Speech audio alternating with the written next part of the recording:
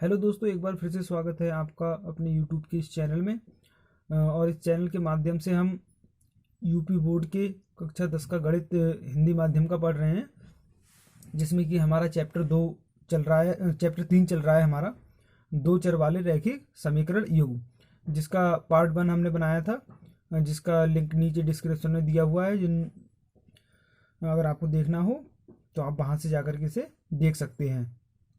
उसमें हमने समझाया था पार्ट 1 में इसके कि दो चर वाले रैखिक समीकरण आखिर क्या होते हैं, ये युग्म क्या होते हैं, दो चर वाले रैखिक समीकरण किस तरह के होते हैं, चर किसे कहते हैं, रैखिक समीकरण क्या होते हैं, इन सभी चीज़ों के बारे में हमने बताया था। और आज हम लोग बात करेंगे कि रैखिक समीकरण युग्म जो होते हैं, इन्हें हल करने की विधि क्या होती है। इन्हें हल करने की बीजगणित की विधि का आज हम वर्णन करेंगे। तो इसकी मुख्य रूप से 3 विधियां होती हैं। वो 3 विधि क्या होती हैं? नंबर 1 पे आता है हमारा प्रतिस्थापन विधि, नंबर 2 पे आता है हमारा विलोपन विधि, और नंबर 3 पे आता है वज्रगुणन विधि।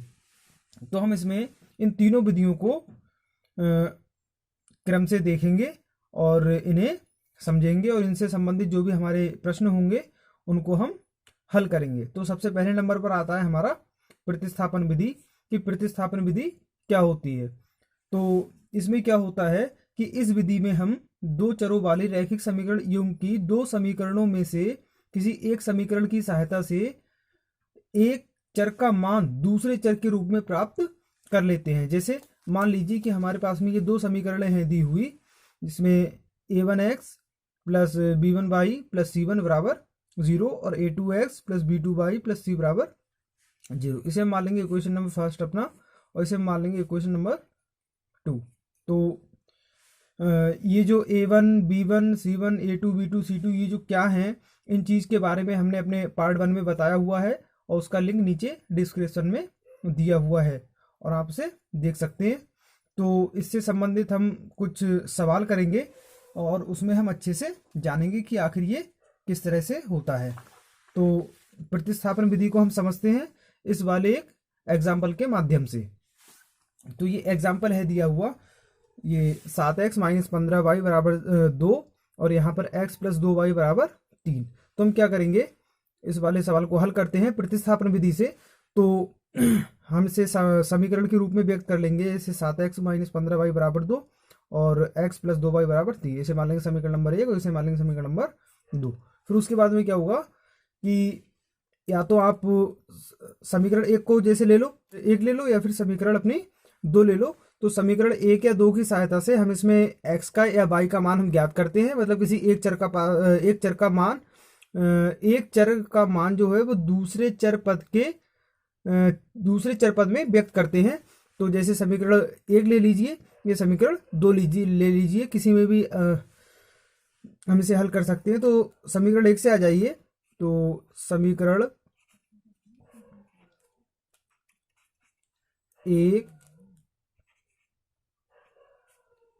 का y के पदों में मान ज्ञात करने पर अब हम इसमें y के पदों में मान ज्ञात करेंगे। तो मान किसका निकल के आएगा? x का आएगा। जब y के पदों में होगा तो x का मान आएगा। तो यहाँ से हम ये लिखेंगे 7x minus 15y is equal to 2। अब यहाँ से क्या करोगे y के पदों में, तो y वाले पद को इधर ले जाइए। तो हम ये एक सिंपल सा कॉन्सेप्ट जानते हैं कि कोई भी चीज़ बराबर की एक साइड दूसरी साइड में जाएगी तो उनके चिन्ह क्या होते हैं, प्लस का होगा तो माइनस, माइनस होगा तो प्लस। तो ये 2 हमने ऐसे लिख दिया, और ये माइनस का 15y है, ये हो जाएगा प्लस का 15y। ठीक है। फिर उसके बाद में क्या होगा, x बराबर हम इसमें कर देंगे 2 प्लस 15y, और बटे में यहाँ से हो जाएगा अपना 60। ठीक है। अब जो ये x का मान आया है निकल के, ये x बराबर 2 प्लस 15y बटे में 7। तो इसमें हमें क्या करना है यहीं से कि x का मान, अब देखो जिस समीकरण से हमने मान निकाला है उससे हम दूसरी वाली समीकरण में अपना मान लगा देंगे। जैसे समीकरण 1 से हमने मान निकाला है x का y के पदों में, ठीक है। तो जो x का जो भी मान आया है निकल के, वो हम किस में लगा देंगे, समीकरण नंबर 2 में लगा देंगे। 2 में लगा देंगे मतलब उसे क्या करेंगे, समीकरण 2 में प्रतिस्थापित कर देंगे x के स्थान पर। ठीक है। तो तभी ये कहलाती है प्रतिस्थापन विधि। तो x प्लस, या फिर इस तरह से लिख लीजिए, x का मान समीकरण 2 में रखने पर। तो x का मान जब अपनी समीकरण नंबर 2 में लगाएंगे तो x का मान हमारे पास में आया कितना है, ये। और ये किससे आया, ये आया हमारा समीकरण नंबर 1 से। अब देखो x का मान अगर हम समीकरण 2 से निकालते, 2 से जो भी आता निकल के, ठीक है, तो उसे हम किस में लगाते, समीकरण 1 में लगाते, ठीक है। तो इसमें हम क्या करेंगे, x का मान समीकरण नंबर 2 में प्रतिस्थापित करो।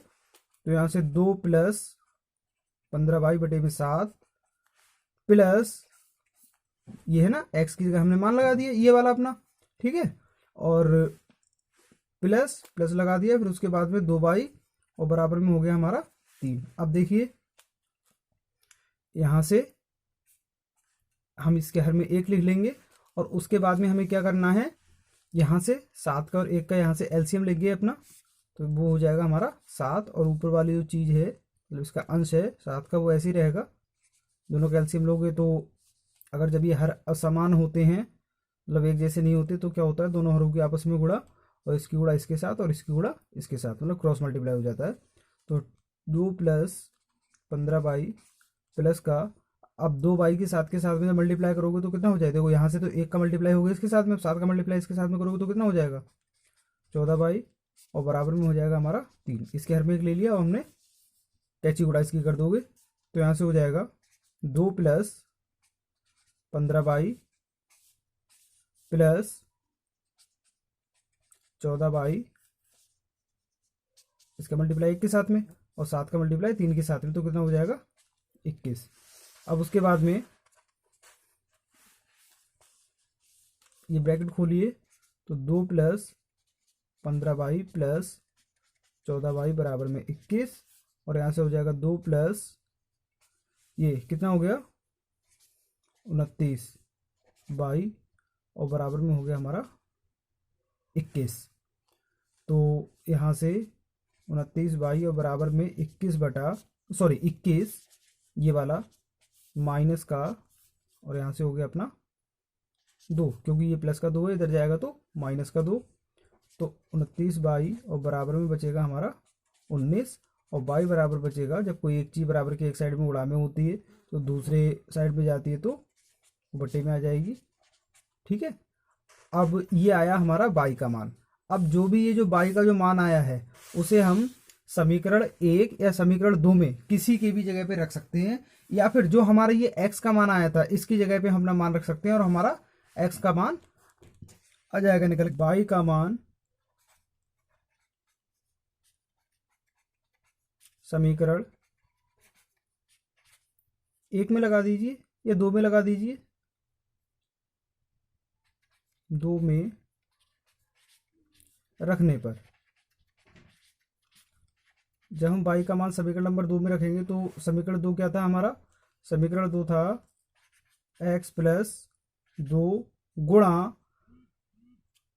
2 बाई था हमारा दिया हुआ, तो बाई जो है गुणा में था, तो बाई की जगह कितना आ जाएगा हमारा 19/29, और बराबर में हो जाएगा अपना 3। अब देखिए क्या होगा, यहां से x इसके हर में मान लेंगे 1 प्लस 2 की ये गुणा है बीच में, तो इसकी गुणा इसके साथ में 19 दूनी 38 और 29 एकम 29, और बराबर में हो जाएगा 3।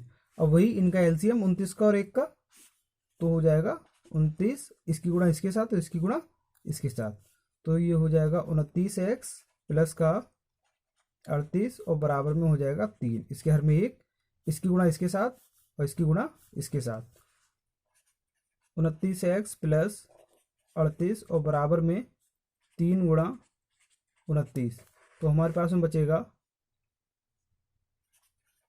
29x प्लस 38 और बराबर में 87 87। फिर उसके बाद यहीं पर इसे हल कर लेते हैं। ये जो अंकीय पद हैं उन्हें हम एक साथ में रखेंगे, बाकी बीजीय पद जो हमारा रहेगा उसे हम अलग रखेंगे, मतलब अचर पद एक साथ में और चरपद अलग। तो यहाँ से हो जाएगा हमारा 29x और बराबर में 87 और माइनस का 38, इधर जाएगा तो माइनस का हो जाएगा, प्लस का है तो 29x और बराबर में इसमें से इसे कम करोगे तो कितना आएगा हमारा 49।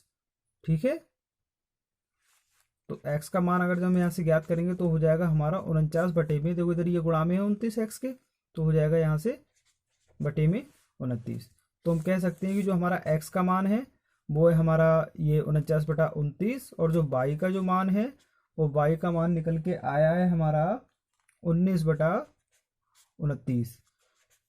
और इसके जैसे और बहुत सारे सवाल हैं, तो उम्मीद करते हैं कि ये वाला क्वेश्चन आपको समझ में आ गया होगा। बस ये है कि इसमें किसी एक चरपद का मान निकाल के किसी दूसरे चरपद के स्थान पर प्रतिस्थापित कर देना है, किसी दूसरे चरपद के रूप में निकालना है। एक चरपद का मान निकाल के किसी दूसरे चरपद में निकाला। जैसे कि हमने क्या किया था, हमने अपना ये x का मान जो है, ये एक चरपद है, इसका मान जो है y के पदों में निकाला, और y के पदों में निकाल देने के बाद में हमने क्या किया, उसे फिर से किसी दूसरे समीकरण, जिस समीकरण का निकाला था उसे हमने दूसरे समीकरण में रख दिया, और वो कर देने के बाद में हमारा एक मान आ जाएगा निकल के, अंकीय मान आ जाएगा उस अचरपद के, उस चरपद से एक अचरपद आ जाएगा निकल के। ठीक है, और वही वाला मान लगा के जब हम किसी भी एक समीकरण में लगाएंगे तो हमारा दूसरा मान निकल के आ जाएगा। मतलब क्या है, ये किसी एक पद के स्थान पे कोई दूसरा पद क्या कर रहे हैं, प्रतिस्थापित कर रहे हैं। तो इसीलिए ये वाली जो विधि होगी वो हमारी प्रतिस्थापन विधि होगी। तो उम्मीद करते हैं कि आपको ये विधि समझ में आ गई होगी। अब इसके अगले भाग में हम अपनी अगली विधि लेकर के चलेंगे, जो होगी हमारी विलोपन विधि।